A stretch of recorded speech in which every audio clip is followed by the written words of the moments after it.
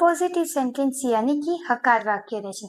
जो भी sentence simple past tense का हो और पॉजिटिव सेंटेंस यानी कि हकार वाक्य हो तो उसका फॉर्मूला इस तरह से रहेगा कि सेंटेंस में सबसे पहले सब्जेक्ट, फिर वर्ब का सेकेंड फॉर्म और उसके बाद ऑब्जेक्ट आएगा। कि सेंटेंस में सबसे पहले सब्जेक्ट यानी कि कर्ता आएगा, उसके बाद कोई भी क्रियापद का वर्ब का सेकेंड फॉर्म यानी कि वी टू का यूज होगा और उसके बाद अदर वर्ड्स आएंगे। तो वर्ब का सेकेंड फॉर्म यूज करना है। फॉर एग्जाम्पल कोई भी क्रियापद हो जैसे कि गो, तो गो यानी जाना, तो गो का हो जाएगा वेंट। नेक्स्ट क्रियापद है कि बाय, बाय यानी खरीदना, तो बाय का हो जाएगा बॉच। नेक्स्ट क्रियापद है राइस, राइस यानी उगना, तो राइस का हो जाएगा रोज। ऐसे ही जो भी क्रियापद है उसका सेकेंड फॉर्म यानी कि वी टू का यूज होता है। तो चलो आगे सीखते हैं कुछ एग्जाम्पल के साथ। एग्जाम्पल है कि आई bought a new mobile yesterday, मैंने कल एक नया मोबाइल खरीदा। जिस सेंटेंस में आई है वो सब्जेक्ट है और क्रियापद है बाय, बाय यानी खरीदना, तो बाय का हो गया है bought. I bought a new mobile yesterday, मैंने कल एक नया मोबाइल खरीदा। नेक्स्ट है they went to the market last night, वे कल रात को मार्केट गए थे। जिस सेंटेंस में दे है वो सब्जेक्ट है, उसके बाद गो, गो यानी जाना, तो गो का हो गया है went. They went to the market last night, वे लोग कल रात मार्केट गए थे। नेक्स्ट है he told me he story, उसने मुझे अपनी कहानी बताई। जिस सेंटेंस में ही है वो सब्जेक्ट है और टोल्ड, टोल्ड यानी कहना, बताना। He told me he story, उसने मुझे अपनी कहानी बताई। नेक्स्ट है the sun rose at 6 AM, सूरज की किरणें 6 बजे आई। जिस सेंटेंस में द सन है वो सब्जेक्ट है और राइज का हो गया है rose. The sun rose at 6 AM, इस सूरज की किरणें 6 बजे आई। नेक्स्ट है he watched a movie last night, कि हमने वह मूवी कल रात को देखी। रात को हमने एक मूवी देखी। जिस सेंटेंस में वी है वो सब्जेक्ट है और वो प्लूरल है। We watched a movie last night, हमने कल रात को एक मूवी देखी। चलो नेक्स्ट सीखते हैं नेगेटिव सेंटेंस यानी कि नकार वाक्य रचना। जब भी कोई सेंटेंस सिंपल पास्ट टेंस यानी कि सादा भूतकाल का सेंटेंस हो और नेगेटिव सेंटेंस हो यानी कि नकार वाक्य हो तो उस सेंटेंस का फॉर्मूला इस तरह से रहेगा कि सेंटेंस में सबसे पहले subject plus did not plus verb V1 plus object का यूज होता है। इस सेंटेंस में सबसे पहले सब्जेक्ट यानी कि कर्ता का यूज होता है, उसके बाद हेल्पिंग वर्ब या डिड नॉट का यूज होता है, उसके बाद वर्ब का फर्स्ट फॉर्म और उसके बाद लास्ट में ऑब्जेक्ट का यूज होता है। याद रखिए कि सिंपल पास्ट टेंस यानी कि सादा भूतकाल में जब भी पॉजिटिव सेंटेंस हो यानी कि हकार वाक्य हो तब सेंटेंस में वर्ब का सेकेंड फॉर्म यूज करना है यानी कि वी टू का यूज करना है। और जब भी सेंटेंस नेगेटिव या फिर इंटरोगेटिव सेंटेंस हो यानी कि नकार वाक्य हो या फिर प्रश्नार्थ वाक्य हो तो वर्ब का फर्स्ट फॉर्म यानी कि वी1 का यूज करना है। कि जिस सेंटेंस में वर्ब का फर्स्ट फॉर्म यानी कि वी1 का यूज होगा। डीड है तो डिड नॉट, तो डीड है वो भी एक भूतकाल का हेल्पिंग वर्ब है, इसीलिए सेंटेंस में डिड नॉट हेल्पिंग वर्ब का यूज होता है। और डिड नॉट को शॉर्ट में डिडंट भी लिखा जा सकता है।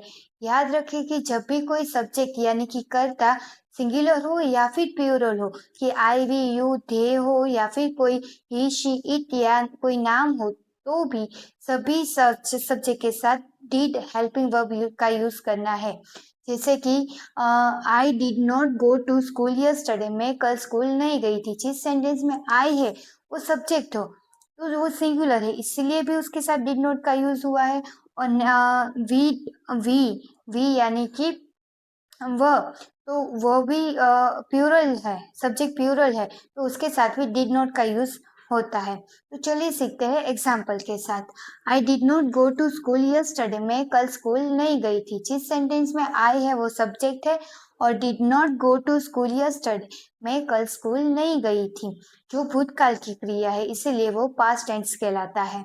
नेक्स्ट है he did not watch the movie last night, उसने कल रात को मूवी नहीं देखी थी। नेक्स्ट है we did not tell a lie, हमने झूठ नहीं बोला है। नेक्स्ट है दे डिडंट प्ले क्रिकेट, वह क्रिकेट नहीं खेले थे। नेक्स्ट है रिया डिडंट कॉल मी, रिया ने मुझे कॉल नहीं किया था। नेक्स्ट हम सीखेंगे इंटरोगेटिव सेंटेंस यानी कि प्रश्नार्थ वाक्य रचना। जब भी कोई सेंटेंस सिंपल पास्ट टेंस यानी कि सादा भूतकाल का सेंटेंस हो और इंटरोगेटिव सेंटेंस हो यानी कि प्रश्नार्थ वाक्य हो, तो उस सेंटेंस का फॉर्मूला इस तरह से रहेगा कि सेंटेंस में सबसे पहले did plus subject plus verb का first form plus object plus question mark होता है। इस सेंटेंस में सबसे पहले हेल्पिंग वर्ब यानी कि डिड का यूज होता है, उसके बाद सब्जेक्ट यानी कि कर्ता का यूज होता है और उसके बाद वर्ब का फर्स्ट फॉर्म और लास्ट में ऑब्जेक्ट और क्वेश्चन मार्क का यूज होता है। याद रखिए कि सिंपल पास्ट टेंस के पॉजिटिव सेंटेंस में यानी कि हकार वाक्य में वर्ब का सेकेंड फॉर्म यानी कि V2 का यूज होता है और नेगेटिव सेंटेंस और इंटरोगेटिव सेंटेंस यानी कि नकार वाक्य रचना एंड प्रश्नार्थ वाक्य रचना में वर्ब का फर्स्ट फॉर्म यानी कि V1 का यूज होता है और सभी सब्जेक्ट यानी कि कर्ता सिंगुलर हो या फिर प्यूरल हो, सभी के साथ हेल्पिंग वर्ब डिड का यूज होता है। तो चलो आगे सीखते हैं एग्जाम्पल के साथ। फर्स्ट है डिड यू ईट फूड, कि आपने खाना खाया। जिस सेंटेंस में यू है वो सब्जेक्ट है, डिड यू ईट फूड, कि आपने खाना खाया। नेक्स्ट है did they win the match, क्या वो मैच जीत गए। जिस सेंटेंस में दे है वो सब्जेक्ट है, did they win the match, क्या वो मैच जीत गए। नेक्स्ट है did he buy a new mobile on new year, क्या उसने नए साल में नया फोन खरीदा था। जिस सेंटेंस में ही है वो सब्जेक्ट है यानी कि वो सिंगुलर है। नेक्स्ट है did you complete your homework before going to bed last night, क्या तूने कल रात को बेड पे जाने के पहले अपना होमवर्क कंप्लीट किया था। Did you complete your homework before going to bed last night, कल रात को तूने बेड पे जाने के पहले अपना होमवर्क कंप्लीट किया था। नेक्स्ट है did you find your keys, क्या आपने आपकी की ढूंढी, चाबियां ढूंढी।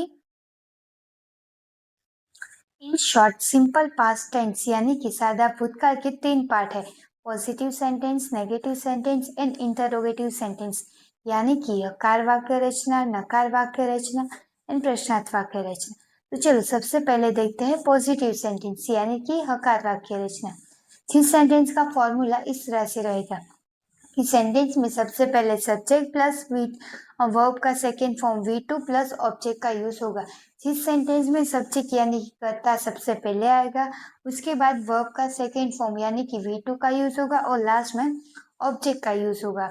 नेक्स्ट है नेगेटिव सेंटेंस यानी कि नकार वाक्य रचना, जिसका फॉर्मूला इस तरह से रहेगा कि सेंटेंस में सबसे पहले subject plus did not plus verb का V1 प्लस ऑब्जेक्ट का यूज होता है।